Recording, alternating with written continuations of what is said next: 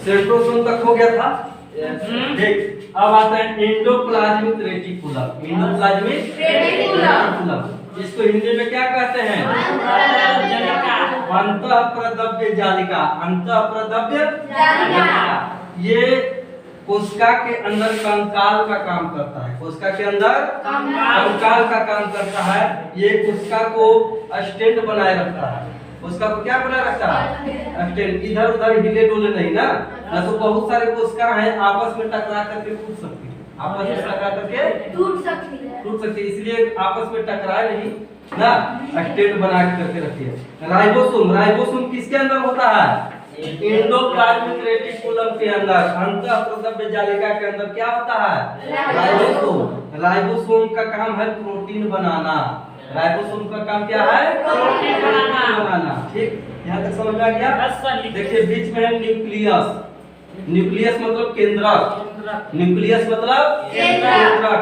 इसका काम क्या है कि ये सबको ऑर्डर देगा। क्या देगा? ऑर्डर।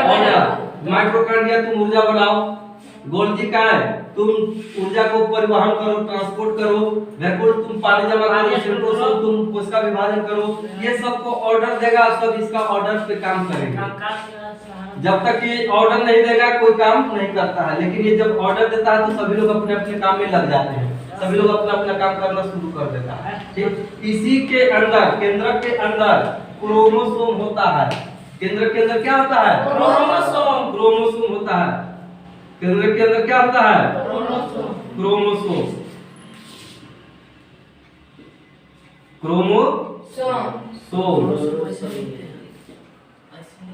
क्या होता है? क्रोमोसोम। क्रोमोसोम या इसको गुणधर्म भी कहते हैं। क्या कहते हैं? गुणधर्म। क्रोमोसोम को क्या कहते हैं? गुणधर्म। ये कहाँ होता है? केंद्रक में। कहाँ होता है? केंद्रक में। इसी से अनुवांशिकता मतलब अनुवांशिकता होता है ना, जो एक पीढ़ी से दूसरे पीढ़ी में वो गुण चला जाता है। एक पीढ़ी से दूसरी पीढ़ी में गुण चला जाता है। किसके कारण? क्रोमोसोम के कारण। क्रोमोसोम कहाँ होता है? केंद्रक में। क्रोमोसोम कहाँ होता है? केंद्रक में। केंद्रक में। ये है लाइसोसोम। क्या है? लाइसोसोम। ये है सब हेड मालिक। लाइसोसोम क्या है? हेड मालिक। सबका मालिक कौन है? लाइसोसोम। ठीक, एक केंद्रक जो पुलिस का काम करता है। क्या करता है? पुलिस का काम करता है। सब कोई इसके डर से सब कोई काम करता है। केंद्रक के डर से क्या करता है? सब कोई काम करता है। लेकिन कभी कभी क्या करता है कि कोई अगर मटिया देता है, कहता है कि माइटोकॉन्ड्रिया, ये कहेगा केंद्रक कहेगा कि माइटोकॉन्ड्रिया तुम ऊर्जा बनाओ, तो माइटोकॉन्ड्रिया कहेगा कि आज हम ऊर्जा नहीं बनाएंगे, आज हमारा मन नहीं है। तो कहेगा कि अरे माइटोकॉन्ड्रिया ऊर्जा बनाता है कि नहीं, तो लाइसोसोम पे जाकर कह देगा ये है जज। क्या है? जज। जाके लाइसोसोम को कह देगा कि माइटोकॉन्ड्रिया ऊर्जा नहीं बना रहा। माइटोकॉन्ड्रिया ऊर्जा नहीं बना रहा, तो लाइसोसोम कहेगा कि ओकरा इतना हिम्मत है वो ऊर्जा नहीं बनाएगा। कहेगा कि बोला हमारा पास ये लाइसोसोम का करेगा माइटोकॉन्ड्रिया को अपना पास बुलाएगा। इसके पास एक तरल पदार्थ होता है। लाइसोसोम के पास एक तरल पदार्थ होता है ना, हाँ, हाइड्रोक्लोरिक एंजाइम। हाइड्रोक्लोरिक एंजाइम होता है। ठीक, ये क्या करता है कि जब ये काम करना बंद कर देता है तो ये अपना जो तरल पदार्थ है इस पे छिड़क देता है। क्या कर देता है? छिड़क देता है। और जब छिड़क देता है तो ये बेचारा मर जाता है। क्या होता है? साफ हो जाता है। इसीलिए सब कोई अपना अपना डर से कि भाई कहीं लाइसोसोम बिगड़ जाएगा, गुस्सिया जाएगा, तो तरल पदार्थ जो इसके पास हाइड्रोक्लोरिक एंजाइम है वो हमारे ऊपर छीट देगा तो क्या हो जाएंगे? मर जाएंगे। इसीलिए सब कोई काम करता है ना। लेकिन कभी कभी सभी लोग मिलजुल करके एक ही साथ कहता है कि अब हम लोग काम कोई नहीं करेंगे, अब हम लोग कोई काम नहीं करेंगे। तब लाइसोसोम कहता है कि कोई काम नहीं करेगा, तो ये अपने आप को फाड़ लेता है।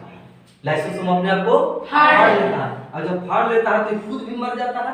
और इसके अंदर जो पदार्थ है, तरल पदार्थ, ये सब के ऊपर पड़ जाता है। सब के सब क्या हो जाते हैं? मर जाते हैं। सब के सब क्या हो जाते हैं?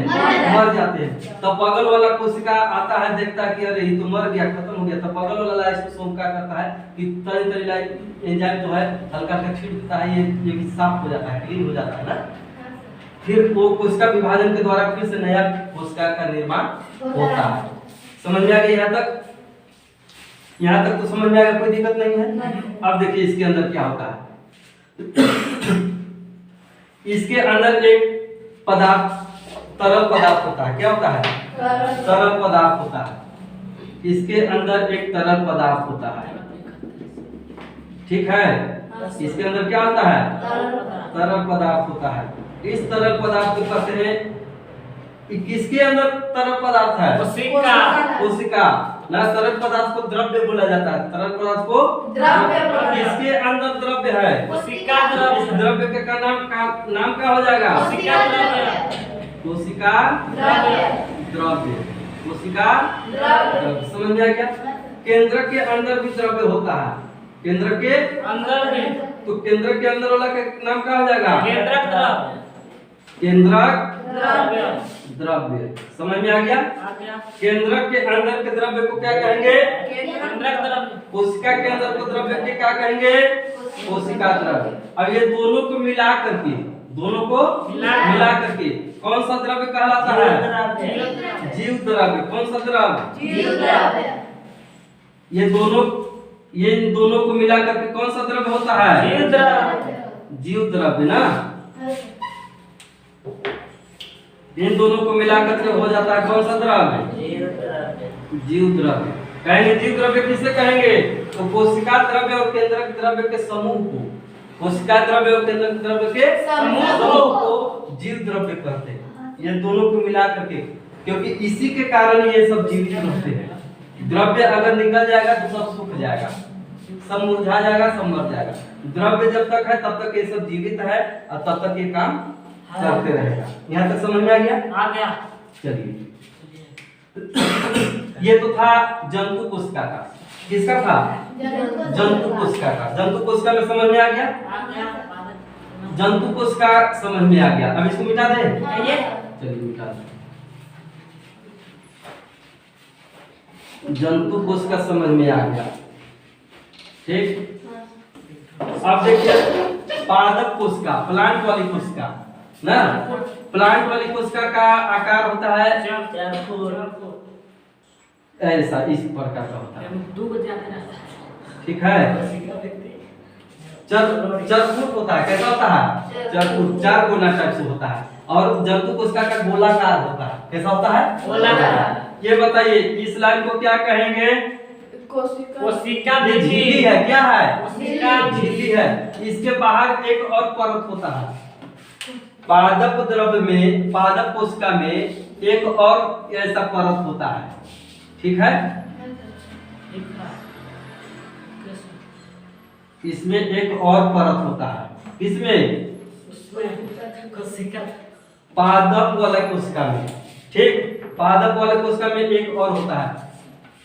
देखिए बाहरी परत को कहेंगे कोशिका भित्ति। बाहरी परत को क्या कहेंगे? कोशिका भित्ति। बाहरी परत को क्या कहेंगे? और अंदर वालों को क्या कहेंगे? कोशिका झिल्ली। अंदर वालों को क्या कहेंगे? कोशिका झिल्ली। बाहर वाले को क्या कहेंगे? कोशिका झिल्ली। बाहर वाले को कोशिका भित्ति, अंदर वाले को कोशिका झिल्ली। अब बताइए अंदर वाला जो कोशिका झिल्ली है, अंदर वाला कोशिका झिल्ली क्या चीज का बना होता है? अभी जंतु कोशिका में बताए हैं, अंदर वाला जो कोशिका झिल्ली होता है ये प्रोटीन का बना होता है। प्रोटीन का। क्या चीज का? प्रोटीन का। अब बाहर वाला जो कोशिका भित्ति है ये क्या चीज का बना होता है? सेलुलोज का। सेलुलोज। और ये क्या चीज का बना होता है? प्रोटीन। प्रोटीन का बना होता है। कोशिका झिल्ली प्रोटीन का और कोशिका भित्ति सेलुलोज का। इसके बाहर जो कोशिका भित्ति क्यों रहता है पता है? ये डबल कवर में रहता है। कोशिका जो पादप का कोशिका है, पेड़ पौधा का जो कोशिका है, इसमें दो परत होते हैं, जबकि जंतु वाले कोशिका में केवल एक ही परत होते हैं, कोशिका झिल्ली। अब पादप वाले कोशिका में दो परत होते हैं, कोशिका भित्ति और कोशिका झिल्ली। ये दो परत क्यों होते हैं?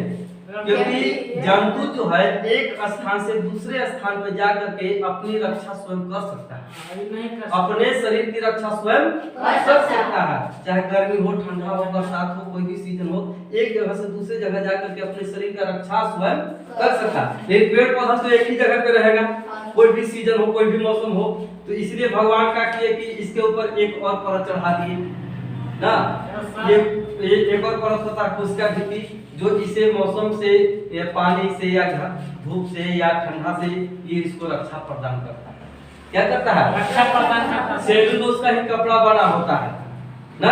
ये जो कपड़ा हम लोग पहने हैं क्या चीज का बना होता है? सेलुलोज का बना होता है। हालांकि ये कपड़ा सेलुलोज भगवान पेड़ पौधा को दिए थे ना, लेकिन उसका उपयोग हम लोग भी कर लेते हैं अपने शरीर को ढकने के लिए, सुरक्षा के लिए ना। ये सेलुलोज का बना होता है। सेलुलोज का नोट भी बना होता है। नोट जो बनता है 10 रुपया 50 रुपया 100 रुपया जो नोट बनता है, ये नोट भी क्या चीज का बना होता है? सेलुलोज का। जो चीज जंतु कोशिका में होता है वो चीज इसमें भी होता है, पादप वाले में भी होता है। ठीक, इसमें भी माइटोकॉन्ड्रिया है, इसमें भी गोल्गी का है, ठीक, इसमें भी सेंट्रोसोम है, इसमें भी एंडोप्लाज्मिक रेटिकुलम है ना, राइबोसोम है, ठीक है, न्यूक्लियस है ठीक, न्यूक्लियस। इसमें जो रसधानी होती है ये बहुत बड़ा होती है। प्लांट में रसधानी कैसा होता है? बहुत बड़ा होता है। प्लांट में रसधानी कैसा होता है? बहुत बड़ा होता है। ठीक, और जंतु कोशिका में रसधानी वाइब्रेट्स कैसा होता है? छोटा होता है। अब लाइसोसोम, इसमें एक और चीज अलग से पाया जाता है, यह है क्लोरोप्लास्ट। क्या चीज? क्लोरोप्लास्ट। क्लोरोप्लास्ट को कहते हैं हिंदी में हरित लवक। क्या कहते हैं? हरित लवक। हरित लवक क्या करता है? सूर्य की प्रकाश के उपस्थिति में, सूर्य के प्रकाश की उपस्थिति में प्रकाश संश्लेषण के द्वारा अपना भोजन बनाता है। तो ये क्लोरोप्लास्ट के कारण होता है, जो पेड़ पौधों की कोशिकाओं में पाई जाती है, जंतु कोशिका में नहीं होती है। तो जंतु कोशिका में दो चीज एक्स्ट्रा हो गए। क्या? एक बाहरी परत जो कोशिका भित्ति हो गया, और दूसरा क्लोरोप्लास्ट हरित लवक, ठीक, जो हरित लवक है। ये दो चीज होता है। बाकी इसमें भी जीव द्रव्य है, कोशिका द्रव्य है ना, सब चीज इसमें भी है, ठीक है। लेकिन ये क्लोरोप्लास्ट और वैक्यूल्स जो है, वैक्यूल्स जो है पेड़ पौधे में छोटा होता है कि बड़ा होता है? पेड़ पौधे में छोटा, बड़ा होता है। पेड़ पौधा में कैसा होता है? बड़ा होता है, क्योंकि पेड़ पौधे को पानी की ज्यादा जरूरत पड़ती है, इसलिए पेड़ पौधों में वैक्यूल्स बड़ा मात्रा में रहता है, बड़ा आकार का रहता है। और जंतु में उतना ज्यादा पानी की जरूरत नहीं रहता है, जल ही जीवन है, पानी की आवश्यकता होती है, लेकिन जितना पेड़ पौधों की जरूरी है उतना जंतु की जरूरी नहीं है। इसलिए जंतु में वैक्यूल्स जो है, राजधानी है, ये छोटा होता है। कैसा होता है? छोटा होता है। यहाँ तक समझ में आ गया? अब देखिएगा, इसको ले लीजिए, हरित लवक, ठीक।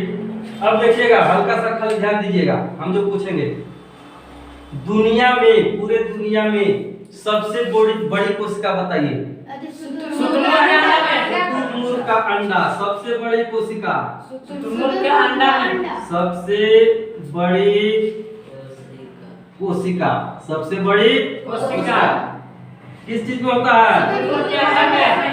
शुतुरमुर्ग के अंडा, शुतुरमुर्ग के अंडा ना, सबसे बड़ी कोशिका शुतुरमुर्ग का अंडा। ये पहला हो गया। दूसरा देखिए, दूसरा आ सकता है सबसे छोटी कोशिका, सबसे छोटी कोशिका, ये होता है माइकोप्लाज्मा। क्या होता है? माइकोप्लाज्मा। ये माइकोप्लाज्मा सबसे छोटा होता है और शुतुरमुर्ग का अंडा सबसे बड़ा होता है। ये समझ में आ गया? सबसे बड़ा कोशिका कोई पूछेगा तो शुतुरमुर्ग के अंडा में, सबसे छोटी कोशिका कोई पूछेगा तो माइकोप्लाज्मा। यहाँ तक समझ में आ गया? कोई दिक्कत नहीं है, ठीक।